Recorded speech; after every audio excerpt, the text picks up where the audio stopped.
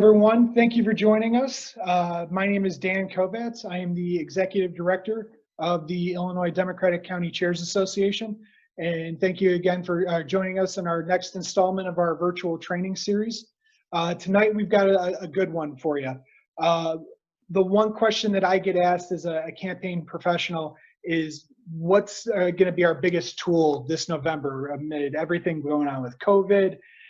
People not answering the doors, people maybe not picking up their phones. How do we reach voters to get our message across? And the consistent message I get from other operatives is you have to get used to texting. You've got to invest in it. You've got to learn the ins and outs.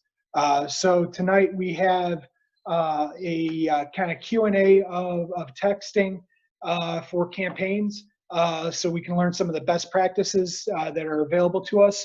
But a couple of things before I introduce our presenter tonight. Be respectful throughout the training we're going to have this evening. We have a lot of people that are going to be participating. There's a varied amount of experience from seasoned professionals to first-time candidates. So please just be respectful of everyone who's going to be participating. Next, be present during the training. It's going to last about an hour, so if you need to get up, go grab a glass of water, stretch your legs, make sure you do so, but make sure you're comfortable and paying attention throughout the entire training.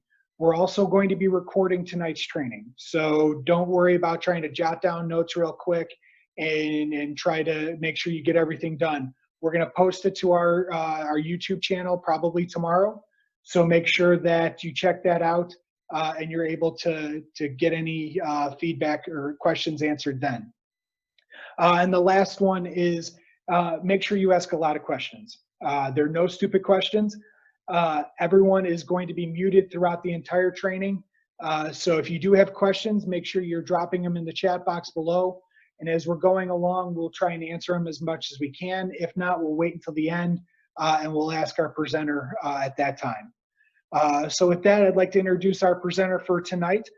Rachel Cleary is a senior sales manager at GetThru. Also a partner in with iConstituent.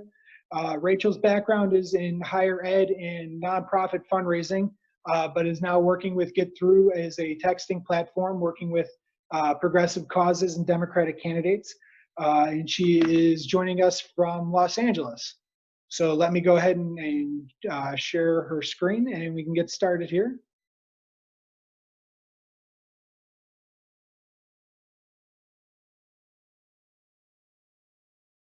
Okay, Rachel, you should be good to go.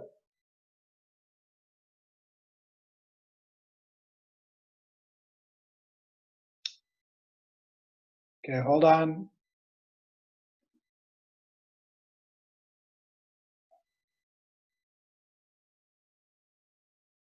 Let me get you unmuted here real quick.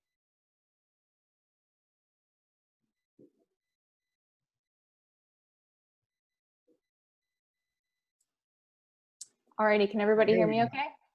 Yeah. All right, super. Cool, well, thanks for having me all. I'm really excited to talk to everybody about peer-to-peer texting. So we will dive right into it. Just to get started, a quick agenda for the presentation tonight. We'll do some quick intros, give a quick overview of peer-to-peer texting and ThruText, which is GetThru's texting platform.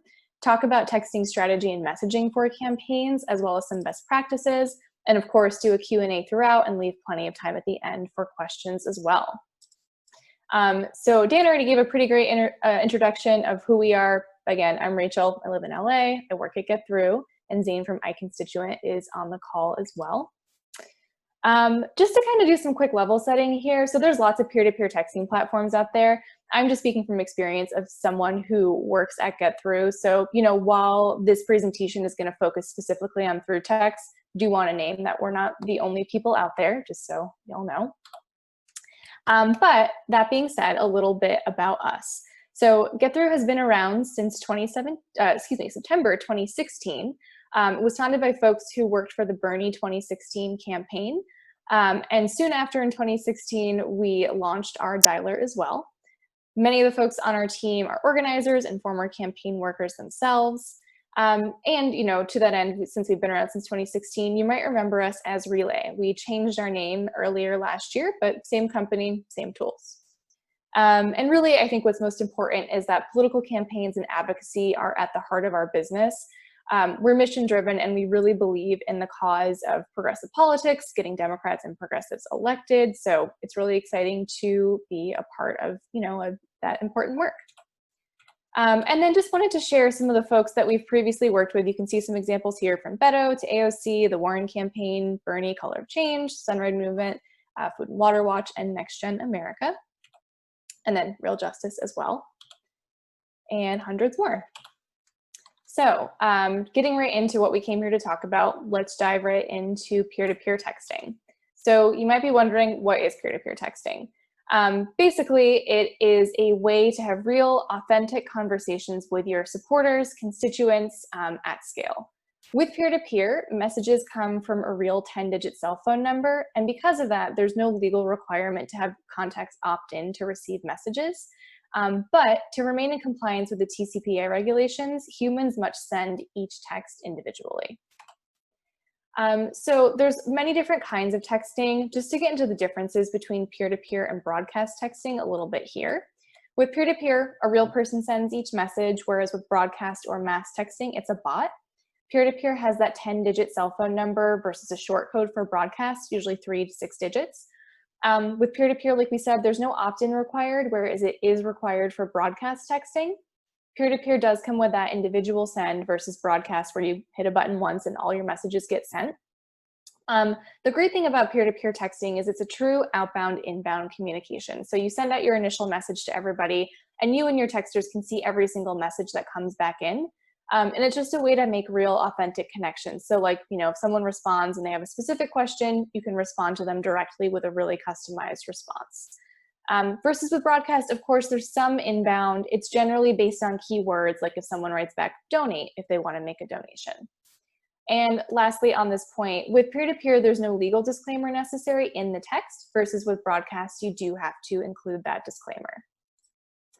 So let's talk a little bit about the rise of peer-to-peer texting. Started out in 2016 as kind of a new thing in campaigns, but it's really become something that's pretty essential for most folks working today, especially now with, we're all kind of stuck at home, can't do field like we normally would, so it's really become quite essential. Was first used at scale in 2016, but really grew in the 2018 midterms. And like I said before, it's become a really vital tool for campaigns.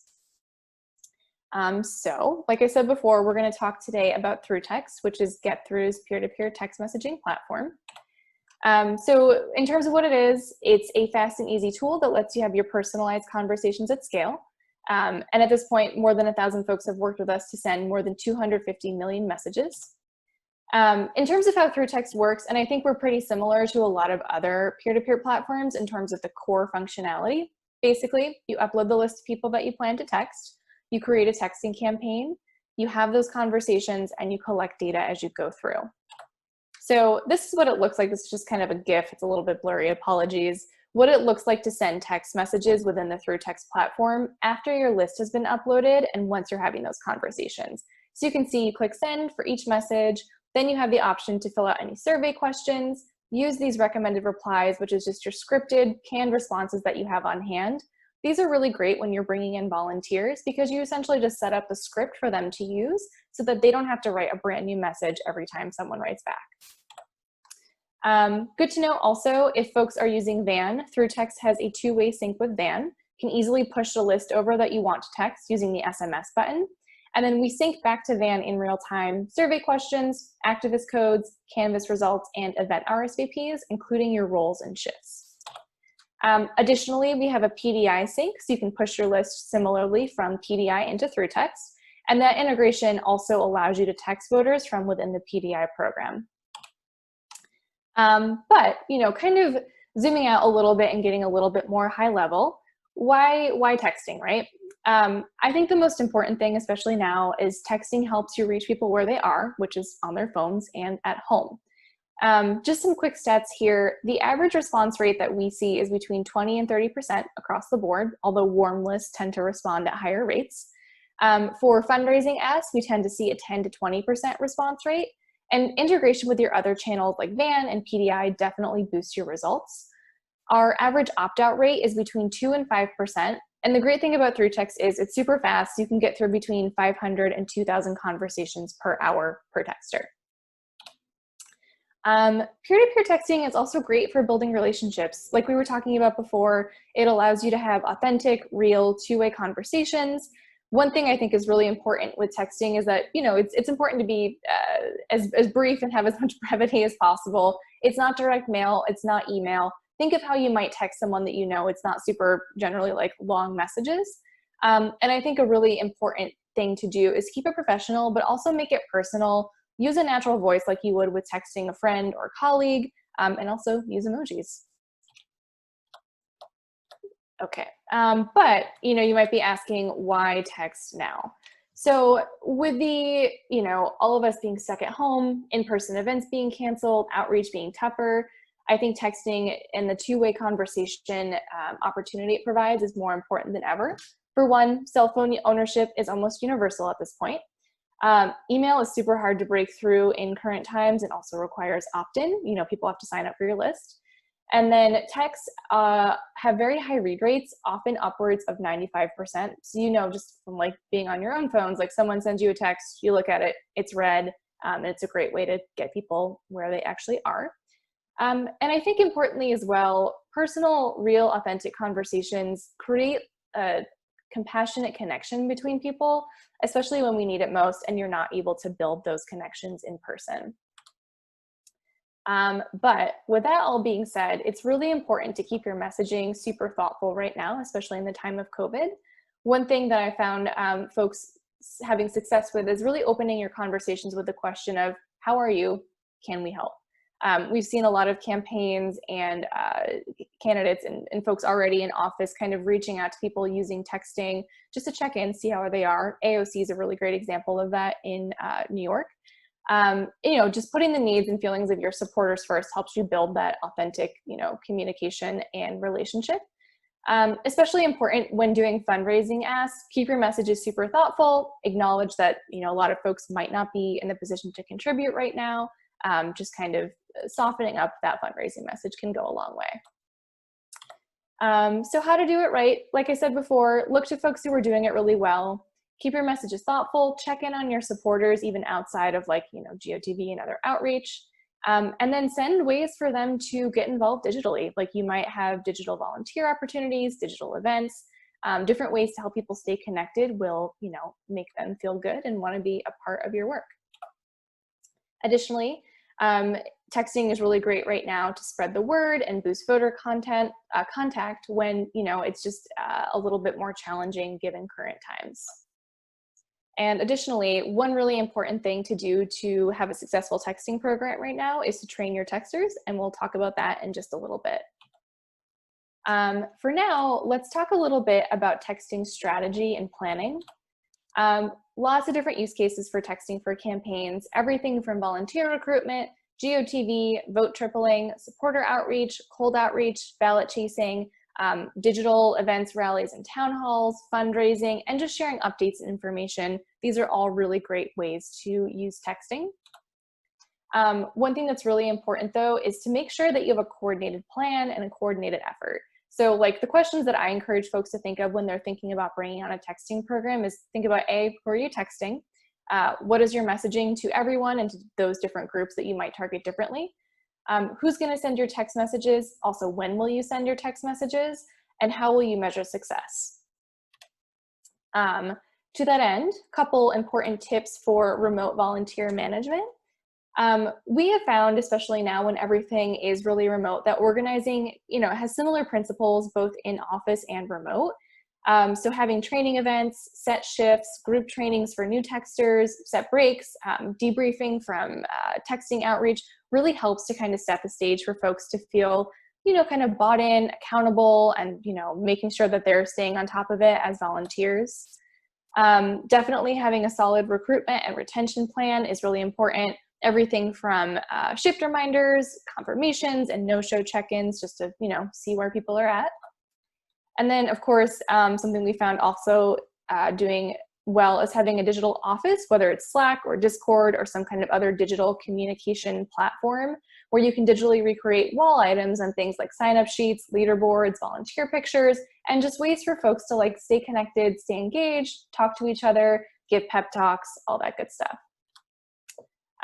But talking a little bit about training texters, one thing that I found really helpful, and something that's been helpful from the perspective of someone who's done some volunteer texting for campaigns, is having recorded training webinars or videos is super helpful. You know, they're going to sit in on that live digital training, but like having something to refer back to later when they have questions is super helpful. Having volunteers take a short quiz before they get started can be helpful, just to make sure that they have all the information they need and they're ready to dive in to be a representative for you, your campaign, or your candidate. Another thing that's helpful is having a little FAQ or info sheet pulled together, you know, in a Google Doc, even some kind of PDF that you can share, just so if folks like, you know, commonly ask questions. How do I respond when someone asks me to take them off the list? How do I respond if someone says this? What are best practices? What's language or phrasing that we use? Something that they can always look back to and refer to when questions come up. And then of course, beyond that, you know, finding a way for people to connect, ask questions, and get help. Slack is really helpful for this. Your volunteer leaders, shift leaders can be on there and kind of answer questions in the moment. But whatever platform that you use, just making sure that people know where to find you, who to ask when they have questions. Next up, what we'll talk about is successful messaging using peer-to-peer texting. So one thing I want to kind of start by sharing is that one conversation can have multiple pathways. So think of it like, you know, it's not just outbound tools. Texting is a channel, like we said before, that enables authentic conversations. So think about ways that you could integrate more than one ask into each text conversation. So one thing you can do, find out who's a supporter, write to folks and say, hey, who are you supporting in this election cycle? If they are a supporter for you or your candidate, ask them to level up, join you as a volunteer texter or caller, or, you know, what other kind of volunteer roles that you have available. It's a great way to kind of bring people into the fold and get them engaged right away as soon as you find out that they are interested and they are a supporter. And this slide right here shows an example script for that kind of leveling up that we talked about. So this first message, hi name, this is sender name from campaign, hope you're doing well. I'm writing to ask if you'll support candidate name on election day.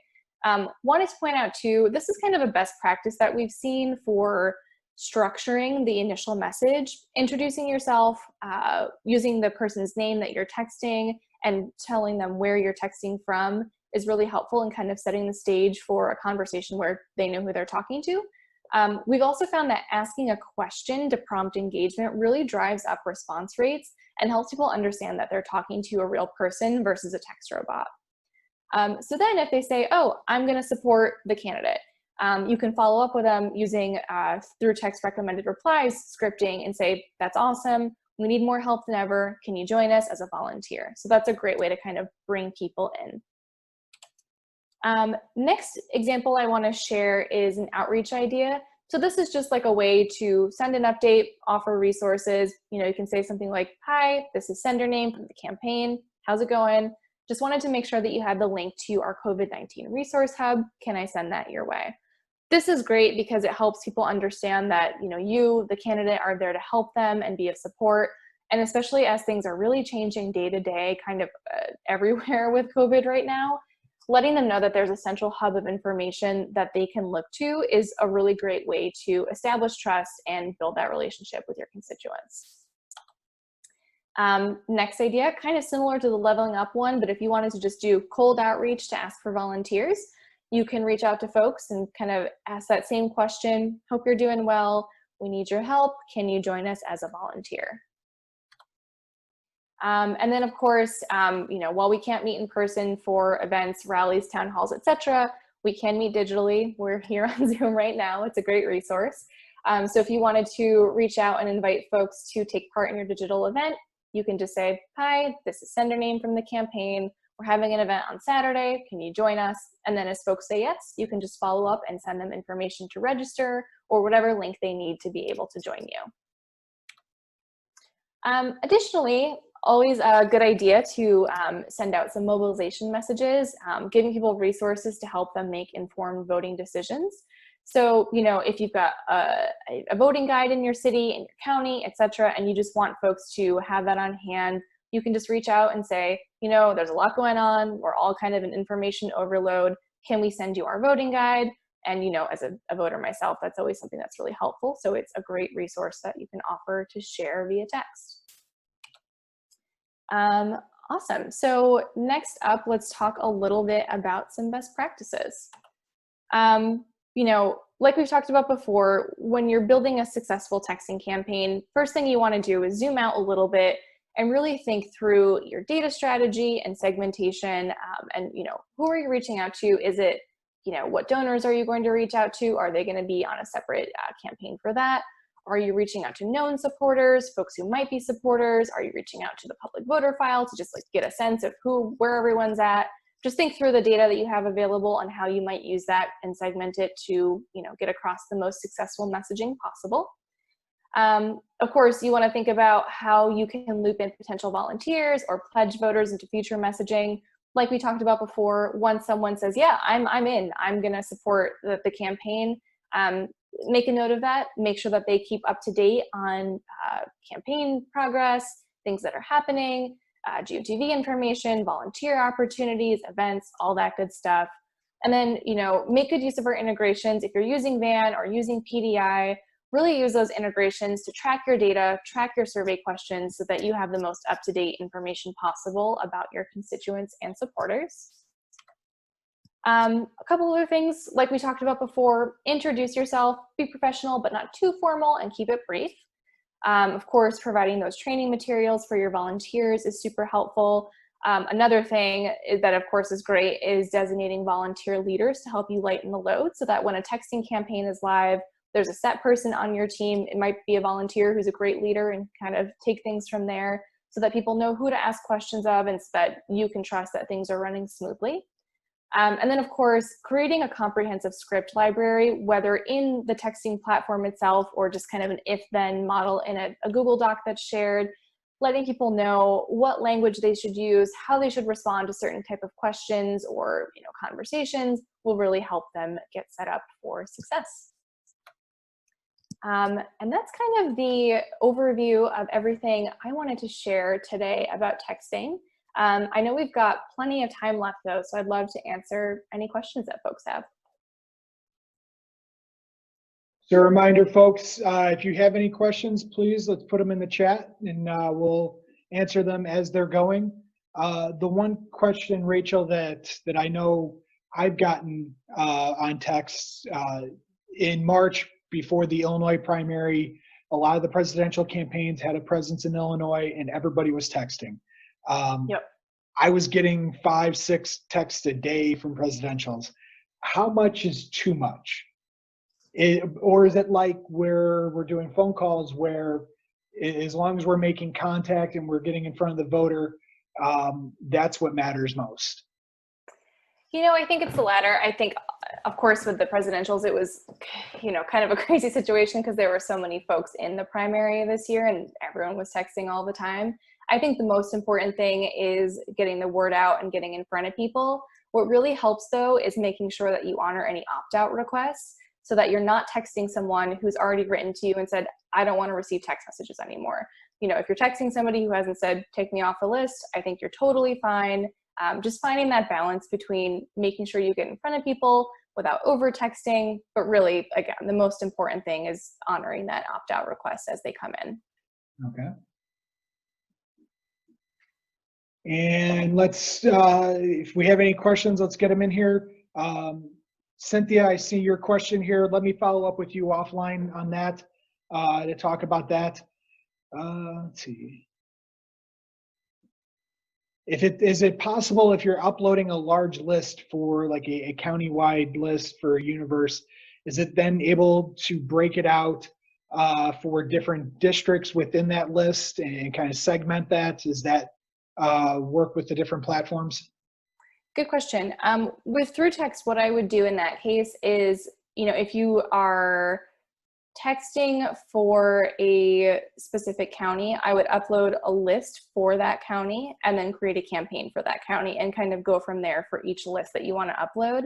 You know, in individual campaigns, it's hard to kind of segment messaging accordingly. You could always use custom fields to do that too, just to say like, you know, if the messaging is going to be kind of the same across the board, you could use those custom fields and variable text to accomplish that.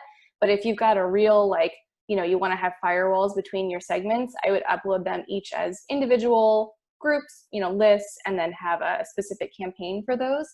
Good to note too, ThruText has a feature called cloning, where if you are having to set up multiple campaigns for different group segments, you can clone existing campaigns. So it definitely saves you a lot of time from having to like set up a campaign for each list.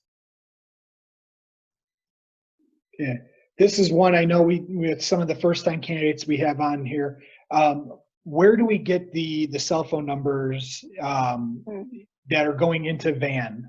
We can figure out a way to show how you pull the list of there, but how do the cell phone numbers actually get in to the voter file? That's a good question. I'm going to have to follow up with you on that though. And I can send more information about that directly. Yeah. You'd mentioned about having kind of specific responses for responses back from the voter. What if a response comes in that is not covered by one of those canned responses? How do you respond to that? That's an awesome question. With ThruText, you know, you can use those canned responses. You can also kind of merge them into the message box and customize them before they're sent, or you can type a brand new message as needed. So if there's something that's like you did not expect at all, or you don't have a canned response ready for, you can just type a new response for that and you'll be able to send it off as well. Yeah.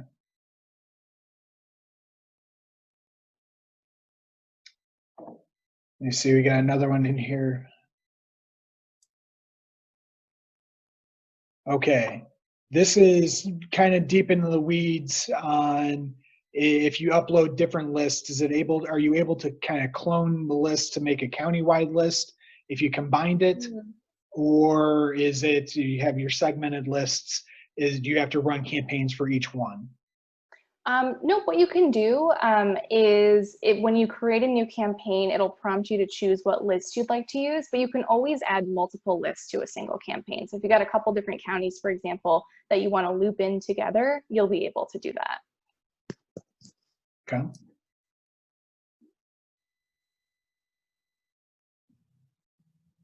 We did have a question. Tiffany had a question. Let's follow up offline on that one, just so we can give you some of the specifics. Again, folks, if you have any other questions, go ahead and get them in the chat here, and we'll finish up here in a little bit.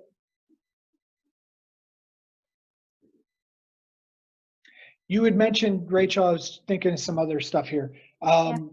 What would you recommend if we're putting together a texting campaign of like, what are the optimum times that you want to run texting? Is it, you know, earlier in the morning, later at night, after dinner? What works best?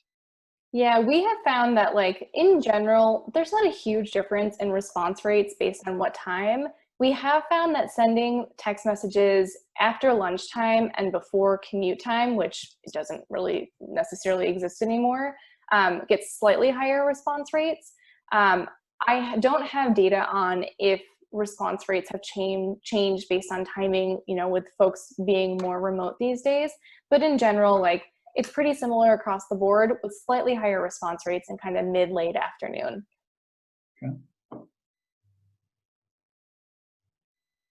Okay. Well, some of the folks will have to follow up with offline on some of the more in the weeds questions.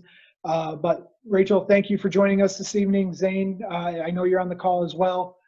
Thank you again for your help with this. And thank you everyone for participating tonight. Again, we're going to post the question or the video on YouTube tomorrow. So if you need follow-up, make sure you check out our social media pages. But then also, if you have any questions, everyone should have my email when you signed up for the training. Reach out to me as well, and I will try and track down any answers that you might need. So again, thank you everyone for joining us this evening and have a good one. Thank you, everybody. Appreciate you having me.